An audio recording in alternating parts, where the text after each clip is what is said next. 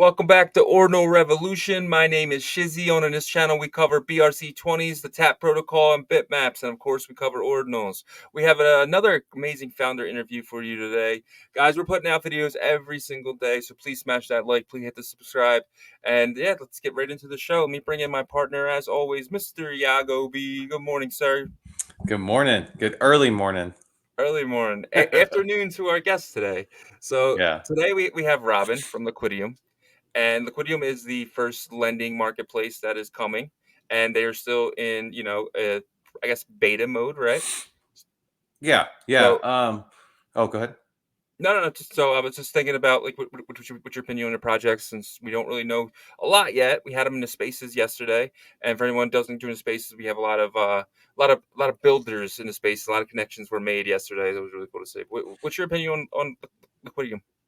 Yeah. So I've actually seen Liquidium in the space for a while, right? And I've seen Robin in different spaces. I want to say when I first came in, which was late April, and really kind of breaking down what they're building, right? And it's exciting to have them on because they are known in the space.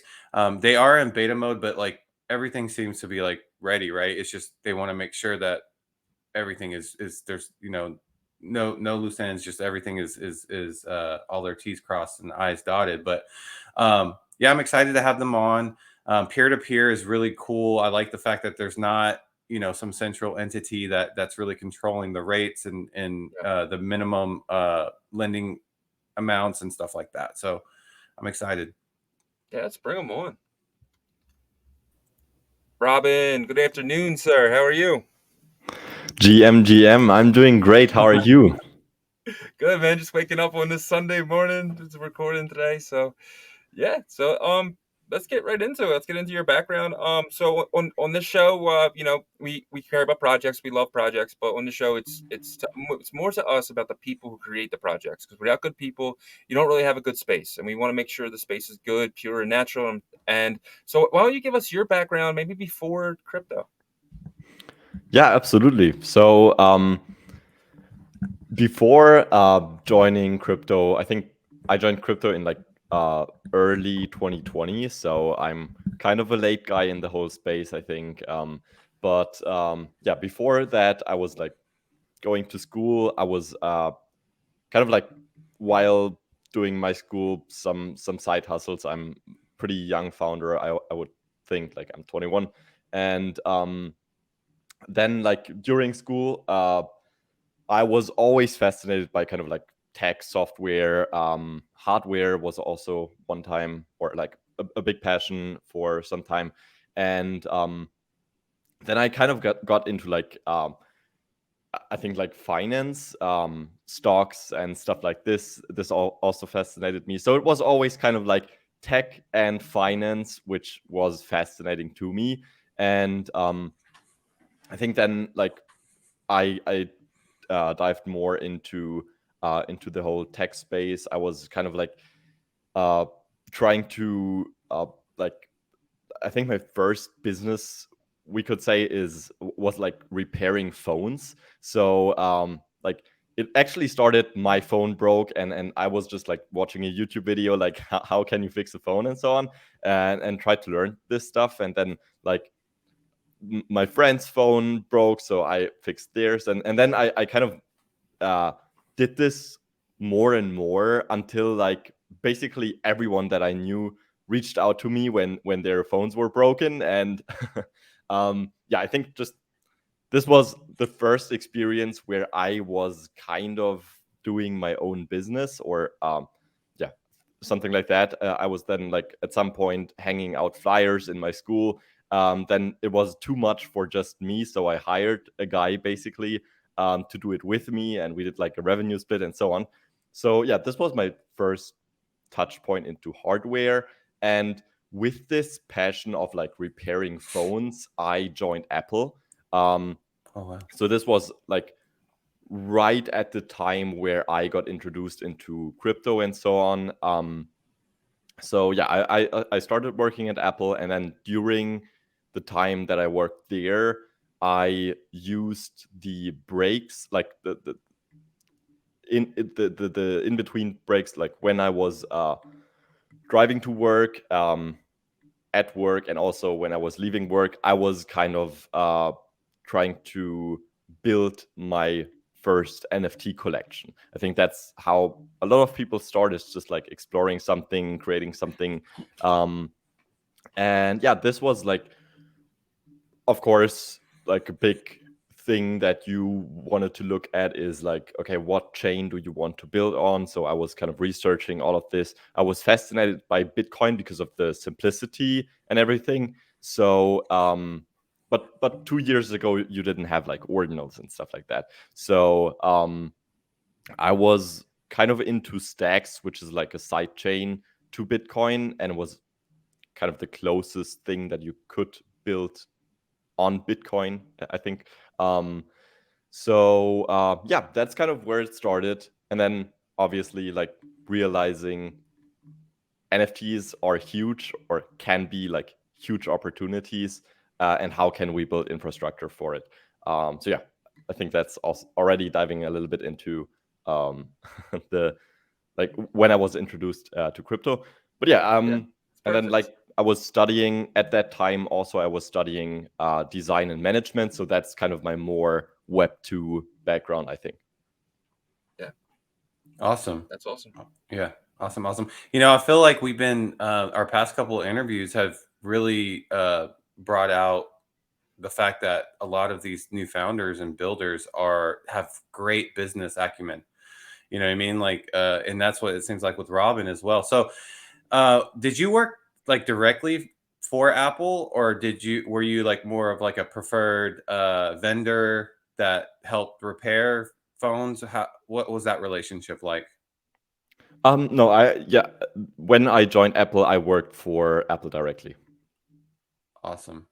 So that's great experience, kind of like in that, app world and with the hardware as well. What I guess what made you make that decision to go into the peer-to-peer lending though with Liquidium? Yeah, great question. So I touched on it a little bit. Like at the time that I got into like NFTs and everything, I was like obviously exploring all of the different opportunities that you can have with NFTs and so on. And I think like always the ultimate goal for NFTs is tokenizing everything that is non-fungible in the real world. And the most valuable things in the real world are things that are non-fungible: companies, real estate, stuff like that. And with everything that is non-fungible in the real world, you can like borrow against it. It's just a natural thing. Like you need financial infrastructure for things like this. Like you want to have like something like a down payment for your house. You want to take the assets, use the assets that you have, and kind of get liquidity without having to sell your assets. And yeah, I think in general, like I wasn't that far with my thought process at the time when I started. So first I was just thinking, okay, like what can we actually do with NFTs in terms of like a finance sense? So I was exploring with like NFT swapping services where you could like trade one NFT for another NFT without like money involved in it. And with this concept, I applied to the Bitcoin Startup Lab, which is like a pre-accelerator in the space. It was like previously on Stacks. It was called the Stacks Pre-Accelerator. They also pivoted to Bitcoin now. And right, this is where I kind of learned the art of building a startup, I would almost say, because like, yeah, it's definitely a lot of things that you have to learn in order to like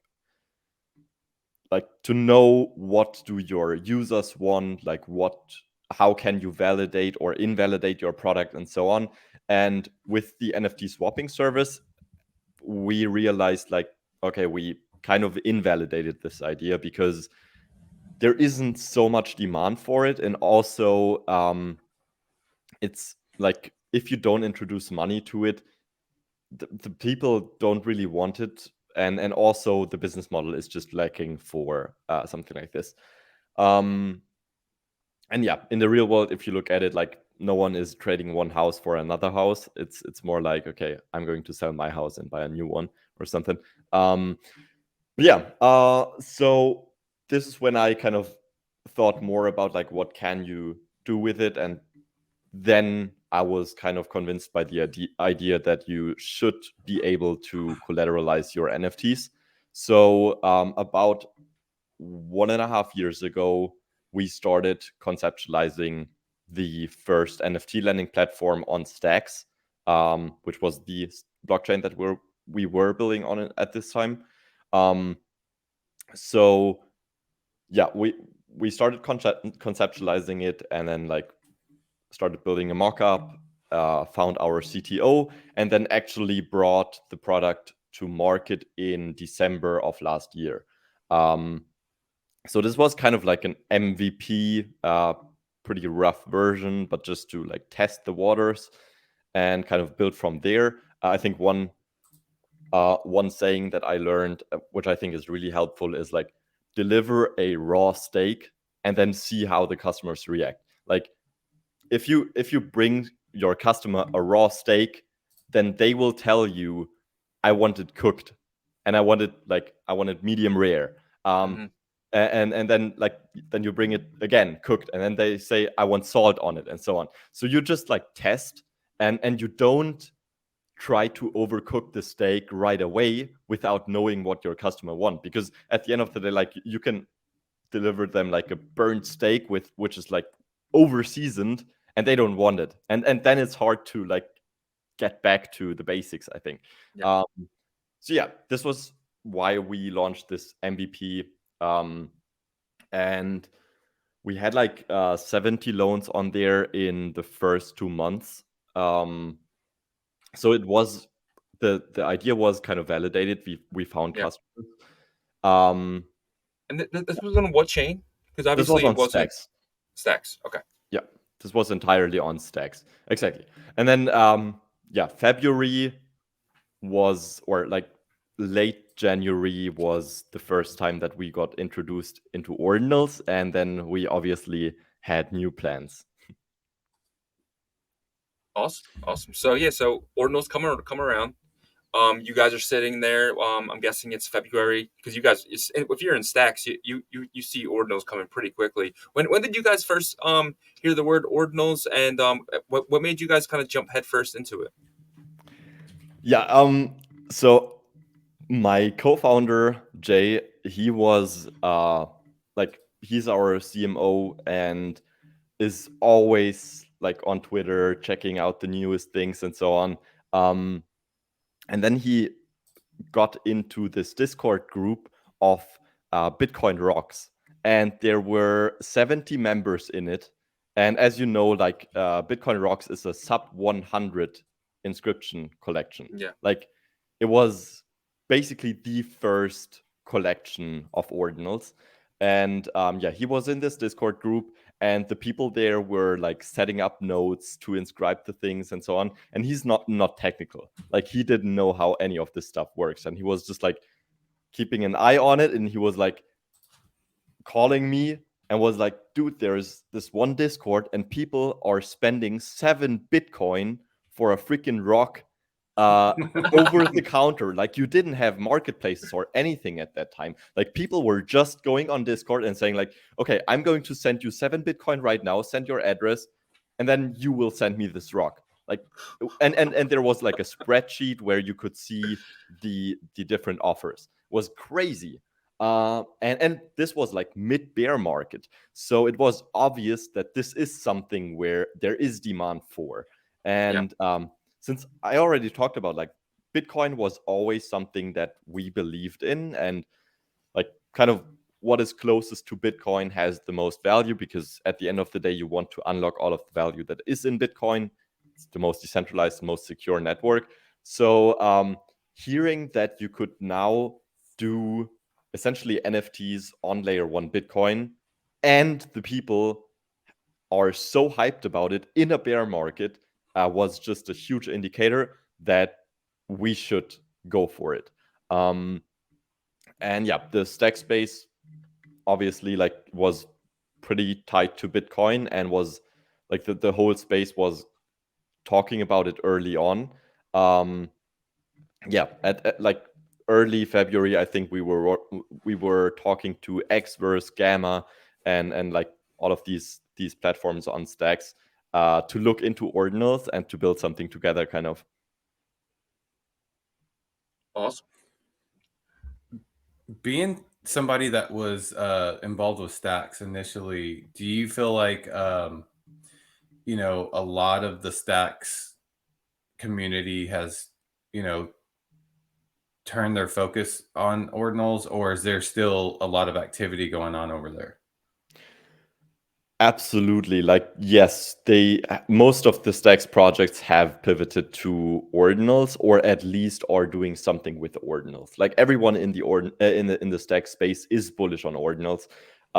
As I said, the Stacks pre-accelerator, for example, is now the Bitcoin Startup Lab, which is like focusing on the like whole Bitcoin ecosystem. You can apply for it if you're building on Rootstock, on layer 1 Bitcoin, on Stacks, on Liquid, on whatever Bitcoin related chain. The Stacks Accelerator, which is now the Bitcoin Frontier Fund, is again like pivoted from Stacks only to the broader Bitcoin ecosystem.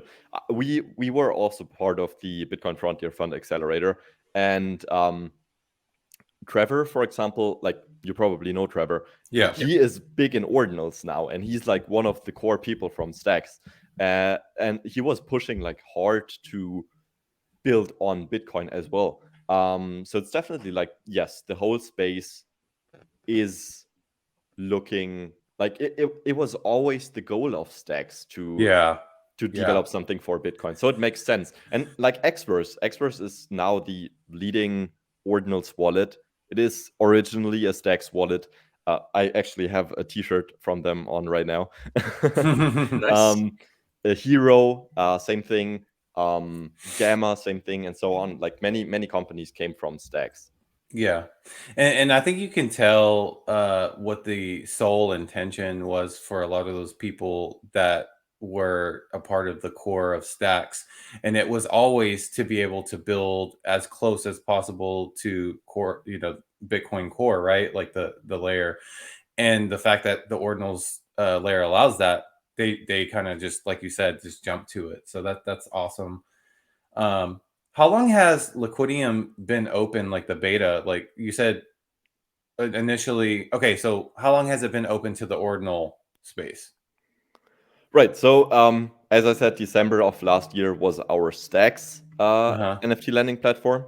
This was the first NFT lending platform on Stacks, and then we shut it down to focus on Ordinals, and it took us some time because at the time we started building with Ordinals, it was like obviously a very new space. At that time, there weren't even marketplaces, so we had to think like we knew, okay, if we're going to build a marketplace right now, there are probably 10 other people that are doing exactly that, and we are a small team, so we probably can't be the first, we can't be the best, and so on.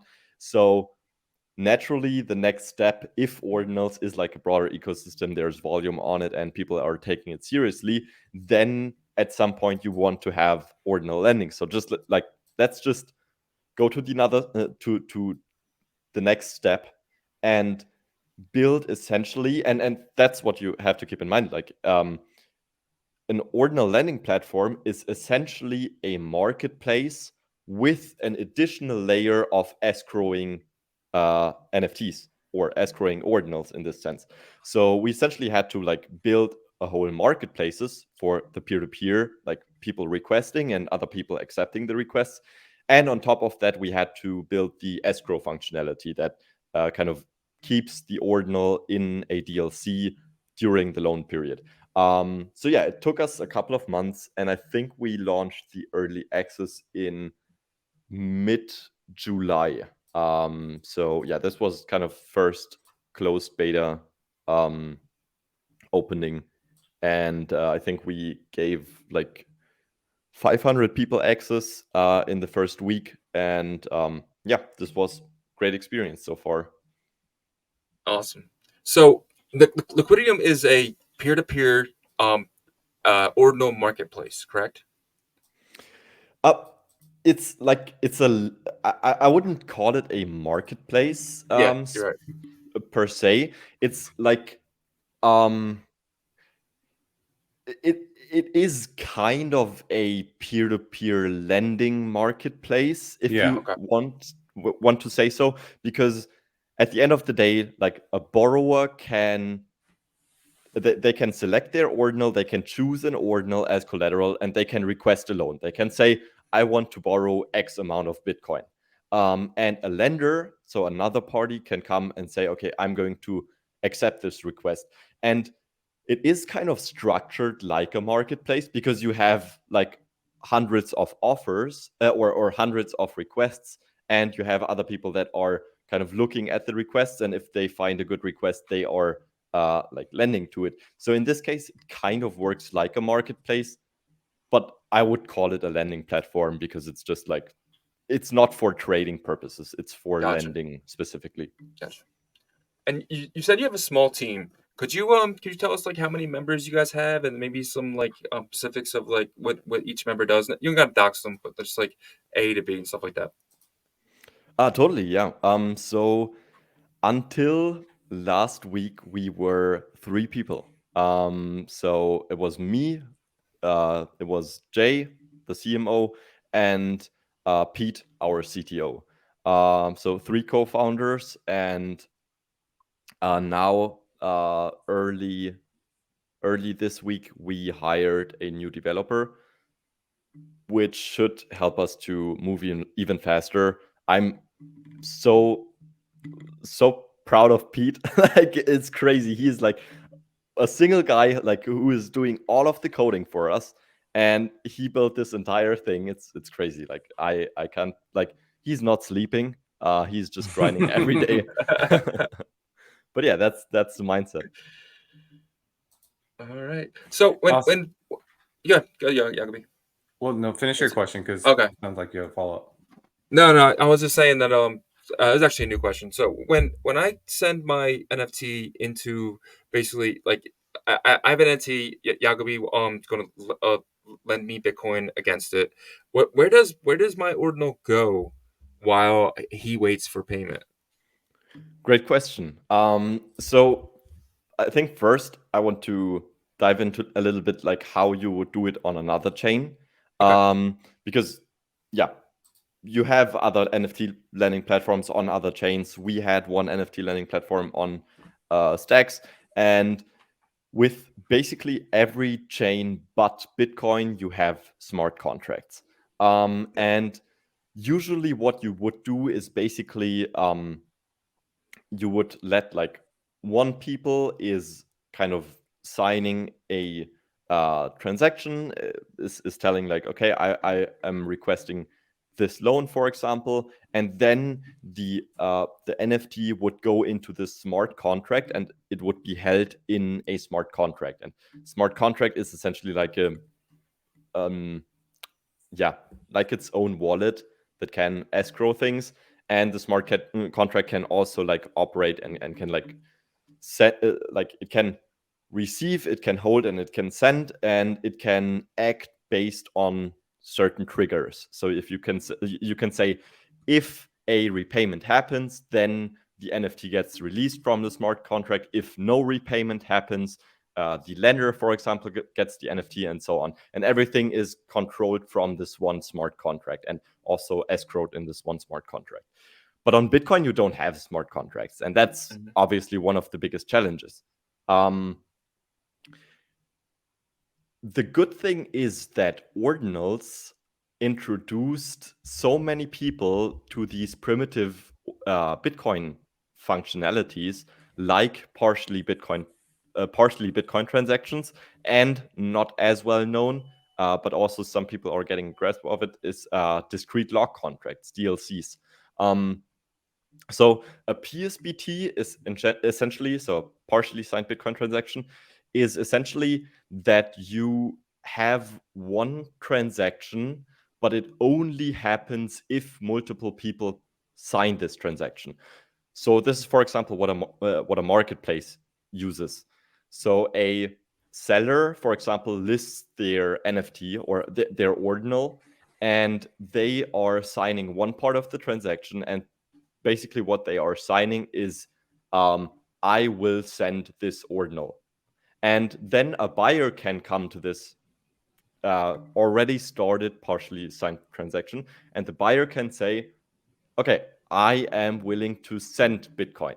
So you have one party saying, I am willing to send ordinal, I am willing to send Bitcoin, and then you match those two people, and if both people sign this transaction, the transaction actually happens. So in one transaction, basically the ordinal is transferred from the lender to the buyer, and the Bitcoin is transferred from the buyer to the lender.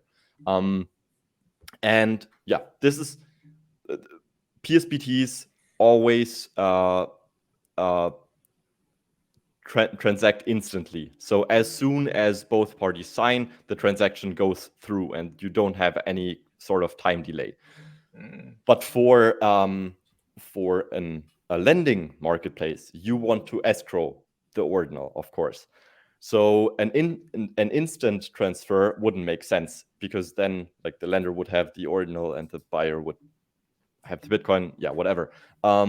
So you want to have like a DLC. So a DLC is another technology that can escrow Bitcoin. It can receive, it can hold, and it can send Bitcoin. And it has predetermined outcomes. So predetermined outcomes, pre-agreed upon outcomes are essentially you tell the DLC, and the DLC is essentially a multi-sig wallet that no single party has access to, but it's like a Bitcoin wallet. And the predetermined outcomes are, in our case, either the ordinal is sent to the borrower or the ordinal is sent to the lender. Right, so you have this DLC, and multiple people have to sign a transaction outcome for the DLC in order for the DLC to send the ordinal. And you also have an oracle attached to the DLC. So the oracle looks at the on-chain data and sees, does the borrower repay the loan or not? And if the borrower repays the loan, the ordinal is sent back to the borrower. If the borrower doesn't repay the loan on time and the loan expires, then the lender will get the collateral, so the ordinal. So instead of having one single smart contract that controls everything, you have like all of these different parts to it. You have the partially signed Bitcoin transactions, the DLC, and the oracle. And then you have to mix all of this together. So essentially, borrower and lender agree on a term. They both sign the partially signed Bitcoin transaction. The ordinal is transferred to the DLC. The Bitcoin is transferred from the lender to the borrower. Then the DLC is connected to the oracle. Oracle checks the on-chain status. If the borrower repays, the ordinal is sent back to the borrower. If the borrower doesn't repay, the ordinal is sent to the lender, and that's it. That's awesome. So it's a 3-point system, I think. So it's just breaking it up versus a smart contract where you can kind of just set it and forget it, right? Yeah, exactly. Yeah. Got it. Yeah, I mean, you know, I feel like there's still like a lot of growth in the ordinal space with not having smart contracts, but it's not the growth that you would initially think, like just saying, oh, we just need smart contracts now. You know, I think it's just learning how to use the way of inscriptions, and it actually opens up a lot of composability, in my opinion, because now you have more traditional developers coming over here. So it might seem a little bit tedious initially, but like it seems like you guys got it to figured out to where you could operate with your business platform and stuff. But do you mind if I bring up the site and you can kind of walk me through a couple things? Absolutely. All right, let's do that. 1 second. Yeah, just wanted to add in the meantime, so I think ordinals are not only a savior for Bitcoin because of the transaction fees, but also because the people are actually discovering the technologies of Bitcoin. Because partially signed Bitcoin transactions and DLCs were never used. Like nobody used PSBTs and DLCs, and they were introduced in 2017. And now actually people are discovering PSBTs. PSBTs are everywhere now. Like every wallet allows for partially signed Bitcoin transactions. Every marketplace on Ordinals uses PSBTs and so on. So it's, yeah, I think that's really cool. Yeah, for sure. So I have the site up right now. Let's say that I'm just a new user. Is this the homepage? Yeah. So yeah, this is the app. So well, the you homepage can is actually this, right? And then okay, so it redirected me because I went to the app. Okay, go ahead. Yeah, so the homepage would be like liquidium.fi, but it's just like a landing page. So this is actually like where you want to go if you want to borrow something. Gotcha. So yeah, you can connect your wallet on the top right. Okay, so if I were to connect my wallet here, let's just say connect my Xverse. Okay. Approve. Signature error. Huh. Right, yeah. So the early access. That's right. It's okay. You can hit view only, so I can just walk you through like how it would work. So essentially, like this is the browse page, the first part to everything. You have some stats there. You have like featured collections, some collections that we have collaborated with so far, and then you have the loan requests. So this is where it gets interesting. So you can see like every single loan request is something that a borrower requested. So someone who has put up their ordinal as collateral and they said, okay, I want this amount of money for this day for this term and at this interest rate. For example, this that you're hovering over right now, I think this is something that I would not recommend because you can see the floor price is much lower than the amount that they requested. Yeah, so the loan to value ratio is like 1,400%. So you would probably not want to do that. But the interest rate is really high, 300%. But yeah, you will probably get defaulted. Like the borrower will probably not repay the loan because it's just like such an high amount. Is the ID the inscription number? Exactly, yeah. Okay, so they're basically saying, well, since I have a sub 1 million, they think it's worth that much. But in actuality, yeah, I agree with you. Right. Yeah, so maybe we can find it. Yeah, there is a reasonable one, for example, the Bitcoin Newton machine, the second from the right. This one right here. Yeah, exactly. So this is like, it has a floor price of 0.4 Bitcoin, and the person only requested 0.15 Bitcoin, which is just a fraction of the floor price. So this is actually a good request. So if you were to so you could say, okay, I think this request is a good request, a reasonable request, and I want to lend to this person now. Because if the borrower doesn't repay, you will get the Bitcoin Newton machine for 0.15 Bitcoin, essentially. Mm-hmm. But if the person repays, you make a profit of $180 at like September 19th. So it's a 30-day loan. So essentially, like you will get $180 in 30 days by just lending this person 0.15 Bitcoin right now. And the ordinal is used as collateral. So if the borrower doesn't repay the loan, you will get the Newton machine at a fraction of the cost. So essentially, this would be something that you could consider to do. But obviously, it's always up to you as the lender to decide what you want to lend for. Gotcha. That's awesome. I like that. Okay. Yeah, and then I mean, obviously, you can also... Sorry, go ahead. I was just going to say, like, everything's, like, very clear. I like that. You know, all the details of the loan and all that stuff. You don't have to, like, oh, what's this? What's that? It's all laid out right there. So go ahead, Robin. Yeah, thanks. Yeah, we tried to include all of the different data. Also tried to be transparent with our fee, like what we are taking at the end of the day. So we're only taking a cut of the generated interest. This means if the loan is not repaid, we don't profit from it. It's only if the loan is successfully repaid, we take a cut of the generated interest. So the next part is the borrow. So you can click just like on borrow in the nav bar, for example. Yes, and then you should be able. Oh, Do you I have wonder if it's ordinals in your wallet? Not this one. But I thought it was. Oh, okay. So like if I switch to, I'm gonna switch to one that I have. You can click on the little profile menu and hit switch, and then you can switch wallet. Okay. Right. So you can see the ordinals that you have in your wallet, and then you could just like use one of these. So click on it, and then you can essentially set the desired loan amount. We suggest you 25% of the floor price, 50% of the floor price, 75% of the floor price.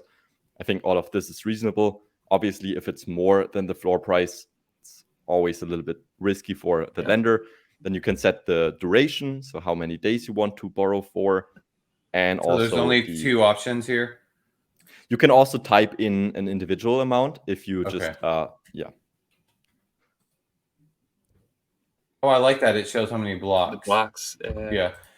People are talking about like how blocks can be used as time in the future. Yeah.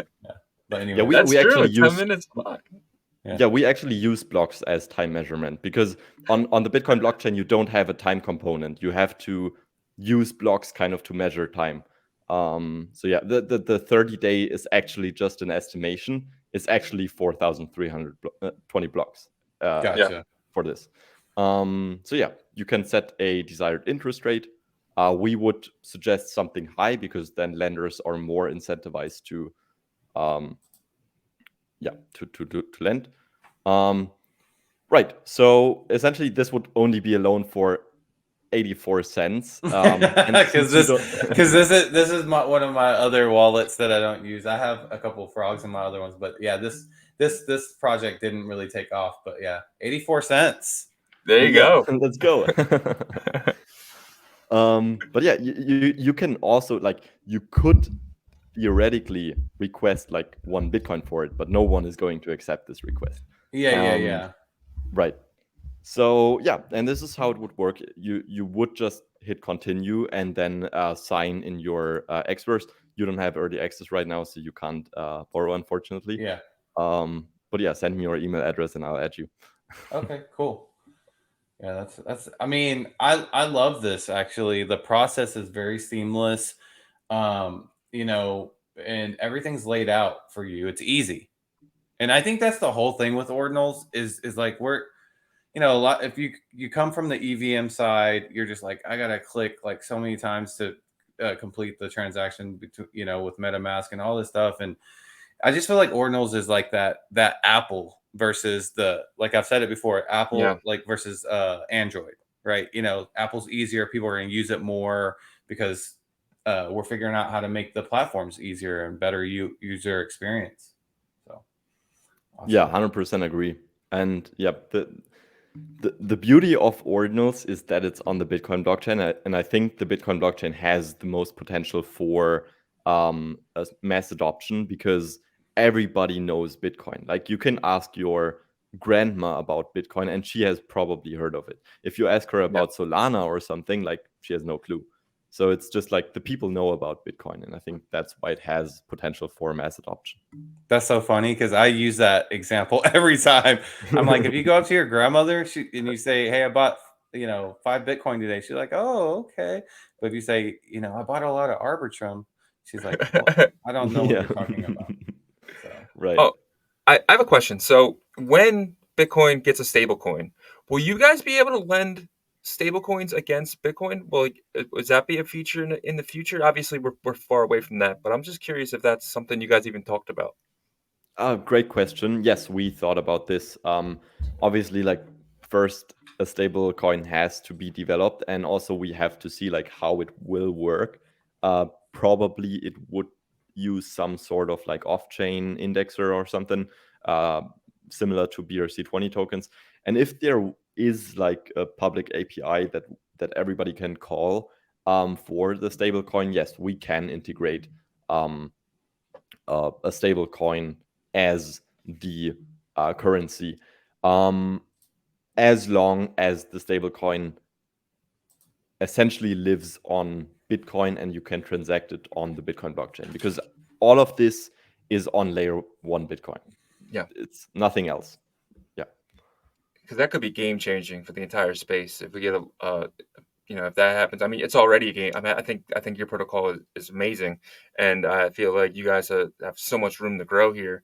But having a stable coin on Bitcoin and using your protocol could be completely game changing to the space. It would be, pretty nuts.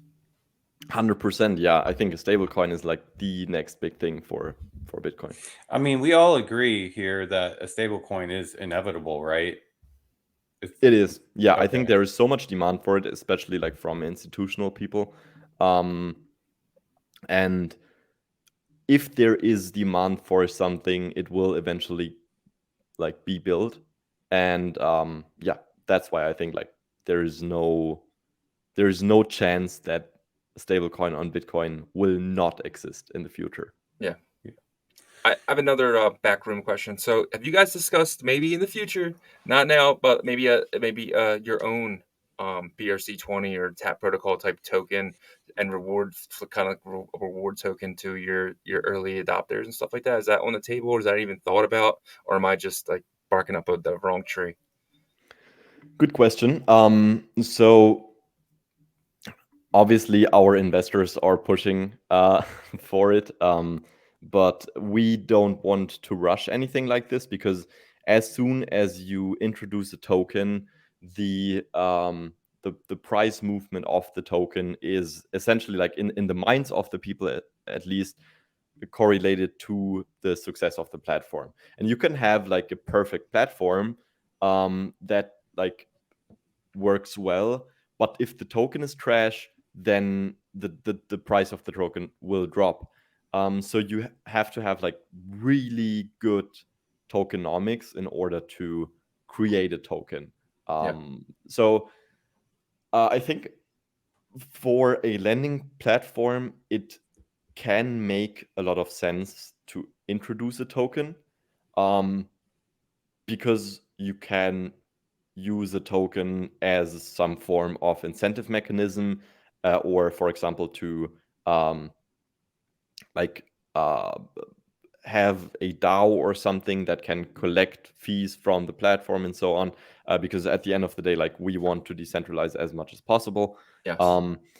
So yes, I think there is a lot of good use case for a token, but we want to make sure that we find like true product market fit and build the perfect platform prior to that.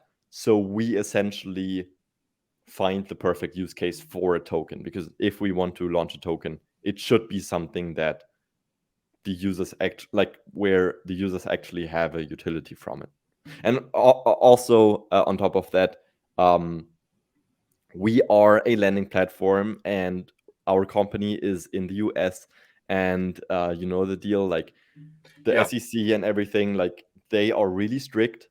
So for the lending platform, the good thing is that it's peer-to-peer, it's non-custodial, so we don't run a risk as long as we're not recommending anything on the platform. And we have like solid terms of service. So that's something we have to keep in mind. We wouldn't be allowed to take custody of any of the assets unless we have like a banking license. But we don't want that. So, and the other part of it is like tokens. Obviously, like pretty much as soon as a token has utility, it's flagged as a security in the US. So, I mean, there are ways that you can like have a separate foundation in another country that kind of issues the token, and then the token would be more indirectly like correlated to the platform itself, or stuff like this. But yeah, there are some strings attached to a token launch. Awesome. I thought if the token has a utility, it pushes it away from being classified as a security. Kind of like it would be more viewed as a commodity, sort of like, like oil is. But I could be wrong on that. Either way, like I agree with Robin. Like tokens in the general, like when you drop them, it's like, okay, now I got to worry about the SEC no matter what. Like, Yeah. And then also, I commend Robin on not rushing into that, because one thing, if you were to launch a token and it's dependent upon like price action and stuff, the BRC20 and ordinal space is the safest space right now, because there's no living liquidity yet, and so people, you don't have degens coming over here and just like trying to run the liquidity up and then suck it all out. But the fact that he's like, okay, we still want to wait, even though like it's safer over here, that just gives testament of where their mind is. And I'm really bullish on what you guys are doing, because at first I was just like, okay, it's just a lending type protocol for ordinals, but when you look at it, it solves an issue with peer-to-peer. Like peer-to-peer is like, Liquidium's like, hey, look, we're just here to help service this, but we're out like in terms of like the how much the NFTs worth and what we're gonna get. We're not getting like the full amount for that and all that stuff. So I think the future for Liquidium is bright, because you can also kind of fork off of this too. You have this as your base initial, and then if regulation gets better in the US, you could actually be like a full on lender in crypto, where people can collateralize their actual Bitcoin or whatever. But that's way down the line. Right. Yeah. Appreciate it. And then for us, like our goal is to be a platform that will be around for a longer time. So we just like, I think we have seen so many things or so many projects just like rushing into something and like doing something half baked. For example, like we are the first ordinal lending platform on layer 1 Bitcoin. But like during our development, there were like, I think 3 different lending platforms or like 3 different projects that were claiming to do ordinal lending. And actually what they did is like they just wrapped ordinals to Ethereum, and then you could use your wrapped ordinal as collateral on an Ethereum based lending platform, and you could borrow ETH against it. And then if you wanted to like buy into more ordinals or something, then obviously you would have to bring your ETH to a centralized exchange, convert it back to Bitcoin, send it to your Bitcoin wallet, and then you are back again in the Bitcoin. And this introduces so many like additional risks and security issues, and also like a whole new layer of like custody, because anytime you're wrapping something is like put into an escrow, and usually the bridges that wrap ordinals to Ethereum, they use like a custodial wallet where they escrow the ordinal.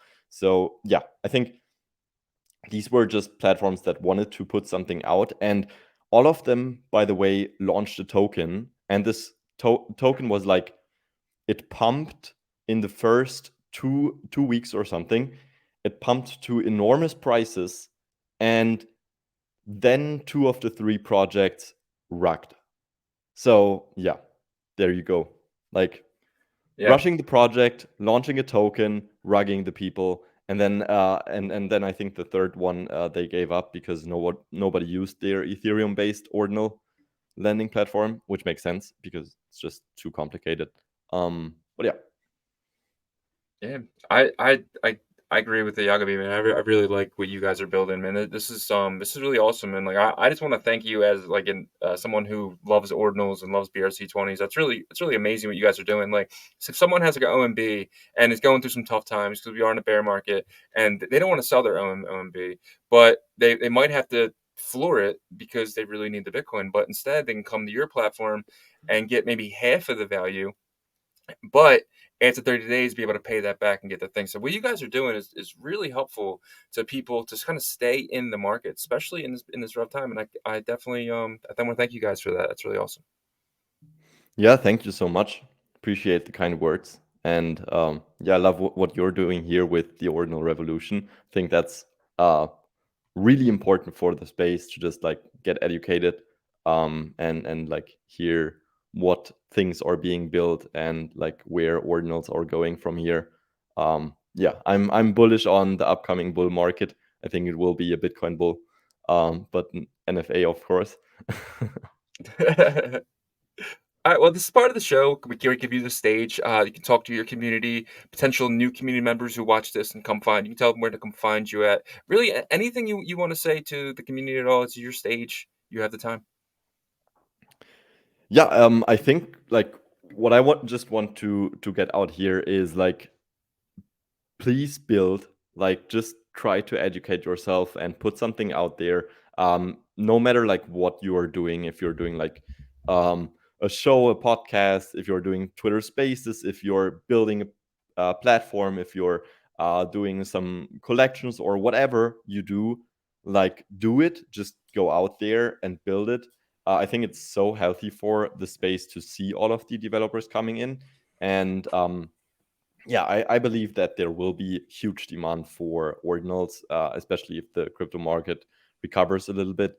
And yeah, just be brave enough, put something out there. I think it's definitely worth it. And I mean, we have talked about so many different things that still can be built on Bitcoin, like a stable coin, like, for example, decentralized indexers, or even oracles, or, for example, ordinal evaluation systems where you can like really figure out the value of a single ordinal instead of just the collection floor price and stuff like that. I think there is so much opportunity for things being built. And if you're building something in the space, like feel free to reach out to me. I'm always here to help. Actually, like I have 2 other projects that are now also starting to try to build an ordinal lending platform on layer 1 Bitcoin. I have gave them like a ton of advice because I want competition. Like I want that this space continues to rally. So yeah, just go ahead and build something and engage with the community. That's awesome. Really cool. Yeah. And to Robin's point, real quick, that we're seeing new builders, right, Shizzy, that are coming in every week. Single day. Every week.